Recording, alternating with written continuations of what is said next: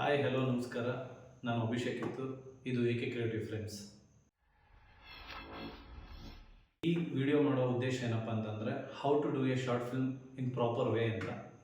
ನನ್ನ ಹಲವಾರು ಫ್ರೆಂಡ್ಸ್ಗಳು ಮತ್ತು ಸಿನಿಮಾ ಬಗ್ಗೆ ಇಂಟ್ರೆಸ್ಟ್ ಇರೋರು ತುಂಬ ಕೇಳ್ತಾ ಇದ್ರು, ಇದ್ರ ಬಗ್ಗೆ ಒಂದು ವಿಡಿಯೋ ಮಾಡು ಅಥವಾ ಇದ್ರ ಬಗ್ಗೆ ಇನ್ಫಾರ್ಮೇಷನ್ ಕೊಡು. ಯಾಕಂದರೆ ನಾನು ತುಂಬ ವರ್ಷಗಳಿಂದ ಶಾರ್ಟ್ ಫಿಲ್ಮ್ಸ್ ಮಾಡ್ಕೊಂಬರ್ತಿದ್ದೀನಿ ಮತ್ತು ಫ್ಯೂಚರ್ ಸಿನಿಮಾಗೆ ಅಸಿಸ್ಟೆಂಟ್ ಡೈರೆಕ್ಟರ್ ಆಗಿ ಮತ್ತು ರೈಟರ್ ಆಗಿ ಕೂಡ ಕೆಲಸ ಮಾಡಿದ್ದೀನಿ.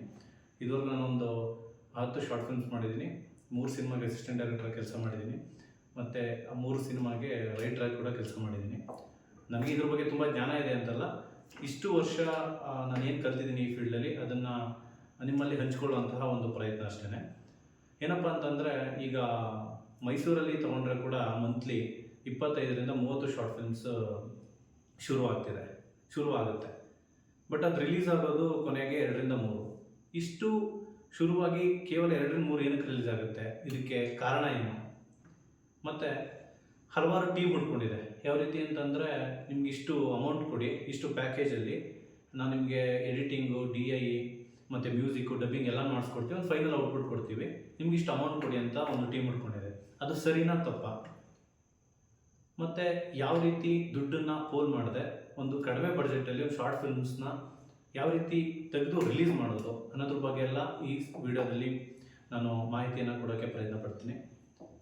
ಸೊ ಏನಪ್ಪ ಅಂದರೆ, ಫಸ್ಟ್ ಶಾರ್ಟ್ ಫಿಲ್ಮ್ ತೆಗಿಬೇಕಿದ್ರೆ ಅಥವಾ ನಾವು ಫ್ಯೂಚರ್ ಸಿನಿಮಾ ಬಗ್ಗೆ ಮಾತಾಡೋದು ಬೇಡ. ಯಾಕಂದರೆ ಫ್ಯೂಚರ್ ಸಿನಿಮಾ ಮಾಡೋರು ಖಂಡಿತವಾಗಿಯೂ ಎಕ್ಸ್ಪೀರಿಯೆನ್ಸ್ ಇರುತ್ತೆ, ಯಾರು ಕೂಡ ಡೈರೆಕ್ಟಾಗಿ ಫ್ಯೂಚರ್ ಸಿನಿಮಾ ಮಾಡಲ್ಲ. ಸೊ ನಾವಿಲ್ಲಿ ಜಸ್ಟ್ ಶಾರ್ಟ್ ಫಿಲ್ಮ್ಸ್ಗೆ ನಾವು ಒತ್ತು ಕೊಡೋಣ. ಶಾರ್ಟ್ ಫಿಲ್ಮ್ಸ್ ಮಾಡೋದಕ್ಕಿಂತ ಮುಂಚೆ ಒಂದು ಮೇನ್ ಫ್ಯಾಕ್ಟರ್ ಮತ್ತು 4 ಸ್ಟೆಪ್ಸ್ನ ಮನಸ್ಸಲ್ಲಿ ಇಟ್ಕೋಬೇಕು. ಮೇನ್ ಫ್ಯಾಕ್ಟರ್ ಏನು ಮತ್ತು 4 ಸ್ಟೆಪ್ಸ್ ಯಾವುದಪ್ಪ ಅಂತ ಅಂದರೆ, ಮೇನ್ ಫ್ಯಾಕ್ಟರ್ ಬಂದು ಇಂಟ್ರೆಸ್ಟ್.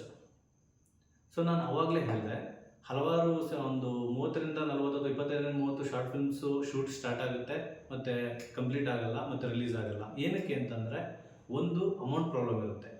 ಸೊ ಇನ್ನೊಂದು ಏನಪ್ಪ ಅಂತಂದರೆ ಇಂಟ್ರೆಸ್ಟ್ ಏನು ಅಂತಂದರೆ, ಫಸ್ಟು ಇರೋ ಇಂಟ್ರೆಸ್ಟ್ ಅಥವಾ ಫಸ್ಟ್ ಡೇ ಶೂಟ್ ಮಾಡಬೇಕಾಗಿರೋ ಇಂಟ್ರೆಸ್ಟು 2ನೇ ದಿನಕ್ಕಿರಲ್ಲ ಅಥವಾ 3ನೇ ದಿನಕ್ಕಿರಲ್ಲ ಅಥವಾ ಎಡಿಟಿಂಗ್ ಟೇಬಲ್ ಹೋಗೋಷ್ಟರೊಳಗೆ ಇರಲ್ಲ. ಹಾಗೆ ಜಸ್ಟ್ ಅದು ಅದನ್ನು ಇಂಟ್ರೆಸ್ಟಾಗಿ ಕಳ್ಕೊಂಡು ಅದನ್ನು ಸ್ಟಾಪ್ ಮಾಡಿಬಿಡ್ತಾರೆ.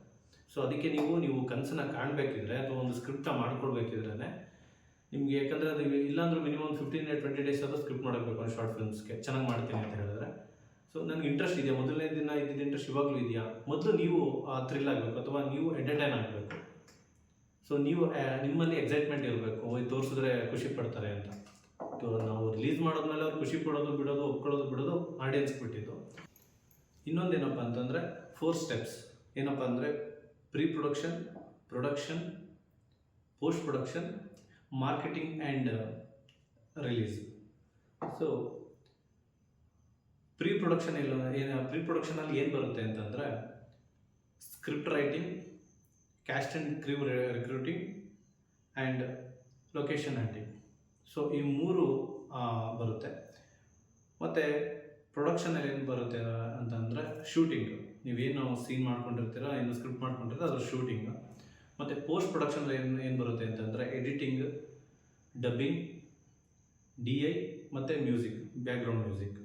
ಸೊ ಮತ್ತು ಇನ್ನೊಂದು 4ನೇ ಸ್ಟೆಪ್ಸ್ ಏನಪ್ಪ ಅಂದರೆ, ಪಬ್ಲಿಸಿಟಿ ಆ್ಯಂಡ್ ಮಾರ್ಕೆಟಿಂಗ್ ಮತ್ತು ರಿಲೀಸ್. ಸೊ ಈ 4 ಸ್ಟೆಪ್ಸ್ಗಳು ಕೂಡ ತುಂಬ ಇಂಪಾರ್ಟೆಂಟ್. ಪ್ರೀ ಪ್ರೊಡಕ್ಷನಲ್ಲಿ ಸ್ಕ್ರಿಪ್ಟ್ ರೈಟಿಂಗ್, ಯಾವ್ಯಾವ ಆ್ಯಪ್ನ ಯೂಸ್ ಮಾಡಬೇಕು, ಅದು ಹ್ಯಾಂಡ್ ರೈಟಿಂಗಲ್ಲಿ ಸ್ಕ್ರಿಪ್ಟ್ ಮಾಡೋದು ಒಳ್ಳೆಯದಾ ಅಥವಾ ಸಿಸ್ಟಮಲ್ಲಿ ಟೈಪ್ ಮಾಡೋದು ಒಳ್ಳೆಯದಾ, ಅಥವಾ ಮೊಬೈಲಲ್ಲಿ ಕೂಡ ಸ್ಕ್ರಿಪ್ಟ್ ಬರೀಬೋದು, ಯಾವ ಆ್ಯಪ್ನ ಯೂಸ್ ಮಾಡಿದ್ರೆ ಒಳ್ಳೆಯದು.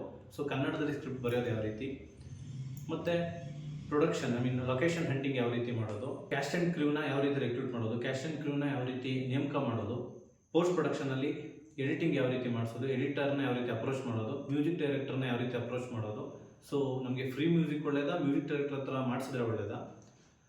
ಮತ್ತು DI ಎಡಿಟ್ರೇ ಮಾಡಿದ್ರೆ ಒಳ್ಳೆಯದಾ, ಎಡಿಟ್ರೇ DI ಮಾಡ್ತಾರೆ ಅಥವಾ DIಗೆ ಸಪ್ರೇಟ್ ನಾವು ಚಾರ್ಜ್ ಮಾಡ್ತಾರೆ ಅಥವಾ DI ಬೇರೆಯವ್ರ ಹತ್ರ ಮಾಡಿಸ್ಬೇಕಾ. ಮತ್ತು ಡಬ್ಬಿಂಗ್ ಯಾವ ರೀತಿ ಮಾಡಿಸ್ಬೇಕು, ಆರ್ಟಿಸ್ಟ್ಗೆ ಡಬ್ಬಿಂಗ್ ಹೋಗೋದಕ್ಕಿಂತ ಮುಂಚೆ ಯಾವ ರೀತಿ ಪ್ರಿಪೇರ್ ಮಾಡಬೇಕು, ಮತ್ತು ಡಬ್ಬಿಂಗ್ ಎಲ್ಲಿ ಮಾಡಿಸ್ಬೇಕು, ಯಾವ ಕ್ವಾಲಿಟಿ ಮಾಡಿಸ್ಬೇಕು. Next marketing and release. Marketing ಎಷ್ಟು ಇಂಪಾರ್ಟೆಂಟ್ ಆಗುತ್ತೆ ಮತ್ತು ರಿಲೀಸ್ ಯಾವ ರೀತಿ ಮಾಡಬೇಕು, ಸೊ ಅನ್ನೋದ್ರ ಬಗ್ಗೆ ನಿಮಗೆ ಡೀಟೇಲ್ಡಾಗಿ ನೆಕ್ಸ್ಟ್ ವೀಡಿಯೋದಲ್ಲಿ ಹೇಳ್ತೀನಿ. ನಿಮಗೆ ನೆಕ್ಸ್ಟ್ ವೀಡಿಯೋದಲ್ಲಿ ಇದ್ರ ಬಗ್ಗೆ ಎಲ್ಲ ತಿಳ್ಕೊಳ್ಬೇಕು ಅನ್ನೋ ಆಸಕ್ತಿ ಇದ್ದರೆ ದಯವಿಟ್ಟು ಈ ಚಾನಲ್ನ ಸಬ್ಸ್ಕ್ರೈಬ್ ಮಾಡಿ. ಇದು ನನ್ನ ಮೊದಲನೇ ಪ್ರಯತ್ನ. ಇದೇ ರೀತಿ ಮುಂದೆ ಕೂಡ ಹಲವಾರು ಯೂಸ್ಫುಲ್ ವೀಡಿಯೋಸ್ನ ಮಾಡ್ತಾ ಹೋಗ್ತೀನಿ. ಇಷ್ಟ ಆದರೆ ದಯವಿಟ್ಟು ಲೈಕ್ ಮಾಡಿ. ಮತ್ತು ನಿಮ್ಮ ಸ್ನೇಹಿತರು ಯಾರಿಗೆ ಶಾರ್ಟ್ ಫಿಲ್ಮ್ಸ್ ಅಥವಾ ಮೂವಿ ಫೀಲ್ಡಲ್ಲಿ ಇಂಟ್ರೆಸ್ಟ್ ಇದೆ ಅವರು ಕೂಡ ಇದನ್ನು ಶೇರ್ ಮಾಡಿ. ದಯವಿಟ್ಟು ಈ ಪುಟ್ಟ ಚಾನಲ್ಗೆ ಒಂದು ಸಪೋರ್ಟ್ ಮಾಡಿ ಅಂತ ಕೇಳ್ಕೊಳ್ತಾ ಇದ್ದೀನಿ. ನೆಕ್ಸ್ಟ್ ವೀಡಿಯೋದಲ್ಲಿ ಸಿಗ್ತೀನಿ ಹಲವಾರು ಇನ್ಫಾರ್ಮೇಷನ್ ಜೊತೆ ಮತ್ತೆ ಭೇಟಿಯಾಗೋಣ. Thank you very much.